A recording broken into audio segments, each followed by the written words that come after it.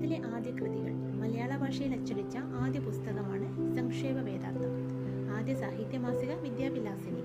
ആദ്യ പാട്ടുകൃതി രാമചരിതം. ആദ്യ തുള്ളൽ കൃതി കല്യാണ സൗഗന്ധികം.